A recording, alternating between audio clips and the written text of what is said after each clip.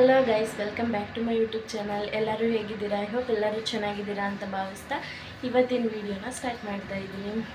So ಇವತ್ತು ಅಮಾವಾಸ್ಯೆ, ಅದಕ್ಕೆ ದೀಪ ಎಲ್ಲ ಹಚ್ಚಿದ್ದೀನಿ.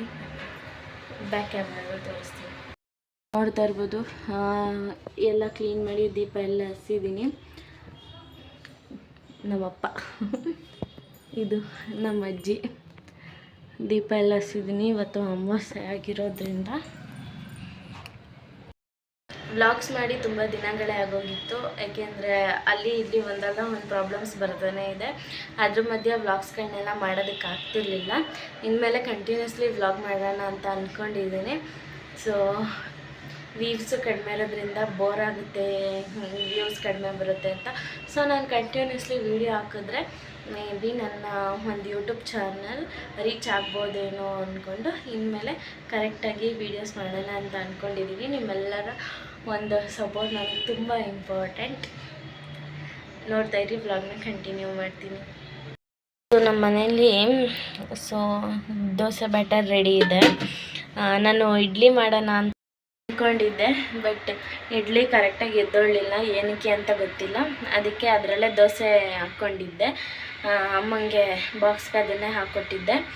ಸೊ ಬೇಳೆ ಸಾಂಬಾರಿದೆ. ಮಧ್ಯಾಹ್ನಕ್ಕೆ ನಮ್ಮಣ್ಣ ತಿನ್ನಲ್ಲ ಸಾಂಬಾರಲ್ಲಿ, ಅದಕ್ಕೆ ನಮ್ಮಣ್ಣಂಗೆ ಚಟ್ನಿ ಮಾಡಬೇಕು ದೋಸೆಗೆ. ಸೊ ನೋಡೋಣ ಹೆಂಗೋಗುತ್ತೆ ಇವತ್ತಿನ ವ್ಲಾಗ್ ಅಂತ. ಇನ್ನು ಪೂಜೆ ಮಾಡೋದಕ್ಕೆ ಪಾತ್ರೆ ಎಲ್ಲ ತೊಳೆದಿತ್ತು, ಬಟ್ಟೆ ಎಲ್ಲ ಮೊದಲೇ ಒಗೆದಿಟ್ಟಿದ್ದು. ಬಟ್ಟೆ ಒಣಗಕ್ಕಿರಲಿಲ್ಲ ಇನ್ನು. ಸೊ ಅದನ್ನು ಒಂದು ಕ್ಲಿಪ್ಪಿಂಗ್ ತೊಗೊಂಡಿದ್ದೆ. ನಮ್ಮ ಅಣ್ಣ ಮತ್ತು ನಮ್ಮ ಮನೆಯವರ ಗಾಡಿ ಸರ್ವಿಸಿಗೆ ಬಿಡೋಕ್ಕೆ ಅಂತ ಹೇಳಿದರು. ಹೋಗಿದ್ದು ಬಂದರು.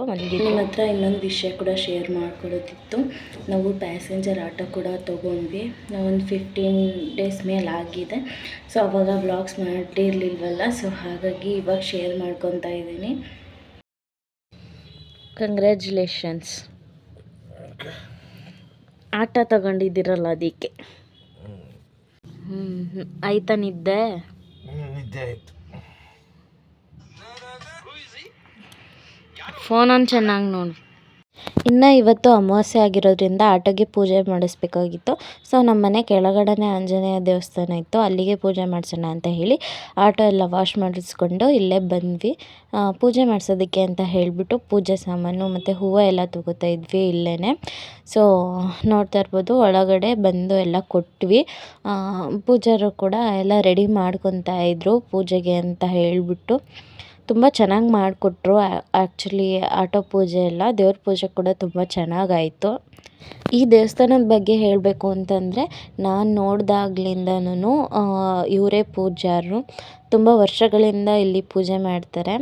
ಸೊ ನಾನು ಸ್ಕೂಲ್ಗೆ ಹೋಗ್ತಿರ್ಬೇಕಾದ್ರೆಲ್ಲ ಈ ಸ್ಕೂಲಿಗೆ ಬರ್ತಿದ್ವಿ. ಆಗ್ಲಿಂದನೂ ಇದೆ ಈ ದೇವಸ್ಥಾನ. ಏನೋ ಒಂಥರ ಅಟ್ಯಾಚ್ಮೆಂಟ್ ಈ ದೇವಸ್ಥಾನಕ್ಕೆ. ಸೊ ನೋಡ್ತಾ ಇರ್ಬೋದು, ಇಲ್ಲಿ ಗಾಡಿಗೆ ತೀರ್ಥ ಎಲ್ಲ ಹಚ್ಚಿ ನೀಟಾಗಿ ಶುದ್ಧ ಮಾಡ್ತಾ ಇದ್ದಾರೆ. ತುಂಬ ಖುಷಿ ಆಯಿತು. ತುಂಬ ಚೆನ್ನಾಗಿ ಮಾಡಿಕೊಟ್ರು ಪೂಜೆ ಎಲ್ಲ. ನೋಡ್ತಾ ಇರ್ಬೋದು, ಗಂಧ ಎಲ್ಲ ಇಡ್ತಾ ಇದ್ದಾರೆ. ತುಂಬ ಚೆನ್ನಾಗಿ ಮಾಡಿಕೊಟ್ರು. ಅವ್ರ ಗಂಧ ಇಡೋದಾಗಿರ್ಬೋದು, ಪೂಜೆ ಮಾಡಿದ್ದಾಗಿರ್ಬೋದು, ತುಂಬ ಖುಷಿ ಆಯಿತು ನೋಡೋದಕ್ಕೆ. ಪೂಜೆ ಮಾಡಾದ್ಮೇಲೂ ಅವ್ರೇನು ಕೇಳಲಿಲ್ಲ ನಮಗೆ ಅಷ್ಟು ಕಾಣಿಕೆ ಕೊಡಿ, ಇಷ್ಟು ಕೊಡಿ ಅಂತ. ನಾವು ಪ್ರೀತಿಯಿಂದ ಎಷ್ಟು ಕೊಟ್ವಿ ಅಷ್ಟನ್ನು ಈಸ್ಕೊಂಡ್ರು. ಚೆನ್ನಾಗಿತ್ತು ಒಂಥರ. ಇನ್ನೊಂದು ನಮಗೇನು ಸಮಸ್ಯೆ ಆಯಿತು ಅಂತ ಹೇಳಿದ್ರೆ, ನಾವು ಲೇಟಾಗಿ ಹೋಗಿತ್ತು ಆ್ಯಕ್ಚುಲಿ ದೇವಸ್ಥಾನಕ್ಕೆ ಹೋದಾಗ. ಹಾರ ನಮಗೆ ಸಿಗಲಿಲ್ಲ ಆಟೋದಕ್ಕೆ ಹಾಕೋದಕ್ಕೆ. ಸ್ವಲ್ಪ ಇತ್ತು, ಅದನ್ನೇ ತೊಗೊಂಡ್ವಿ. ಏನೂ ಮಾಡೋಕ್ಕಾಗಲ್ಲ. ನೆಕ್ಸ್ಟ್ ಟೈಮು ಮೊದಲೇ ತೆಗೆದಿಟ್ಕೊಳ್ಳೋಣ ಅಂತ ಹೇಳಿ. 1-2-3 ಕ್ಲಿಪ್ಪಿಂಗ್ಸು ಅಲ್ಲಿ ಇಲ್ಲಿ ಆಗೋಗಿದೆ. ಇದು ನಾವು ಮೊದಲು ಬಂದಾಗ ಪೂಜೆ ಮಾಡ್ತಾ ಇದ್ದಿದ್ದು. ದೇವ್ರನ್ನ ನೋಡೋದಕ್ಕೆ 2 ಕಣ್ಣು ಸಾಲದು. ಇನ್ನು ಶನಿವಾರ ತುಂಬ ಚೆನ್ನಾಗಿ ಡೆಕೋರೇಷನ್ ಮಾಡ್ತಾರೆ ಇಲ್ಲಿ. ಹಬ್ಬಗಳಿಗೆಲ್ಲ ತುಂಬ ಚೆನ್ನಾಗಿ ಡೆಕೋರೇಷನ್ ಮಾಡ್ತಾರೆ. ಇನ್ನು ಹೂವು ಹಾಕಿ ಪೂಜೆಗೆಲ್ಲ ರೆಡಿ ಮಾಡ್ತಾಯಿದ್ರು. ಫೈನಲಿ ಗಾಡಿ ಪೂಜೆ ಮಾಡಿಸಿದ್ವಿ. ಸೊ ತುಂಬ ಚೆನ್ನಾಗಾಯಿತು ಎಲ್ಲ. ತುಂಬ ಖುಷಿಯಾಯಿತು. ದೇವಸ್ಥಾನಕ್ಕೆ ಹೋದ್ರೇ ಒಂಥರ ನೆಮ್ಮದಿ ಸಿಗುತ್ತೆ ಅಲ್ವಾ.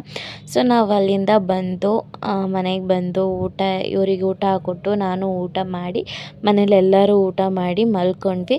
ಇಷ್ಟ ಇವತ್ತಿನ ವ್ಲಾಗ್. ಇಷ್ಟ ಆಗಿದ್ರೆ ಲೈಕ್ ಮಾಡಿ, ಶೇರ್ ಮಾಡಿ, ಕಮೆಂಟ್ ಮಾಡಿ. ಹಾಗೆ ನನ್ನ ಚಾನಲ್ನ ಸಬ್ಸ್ಕ್ರೈಬ್ ಮಾಡಿ. Thank you for watching.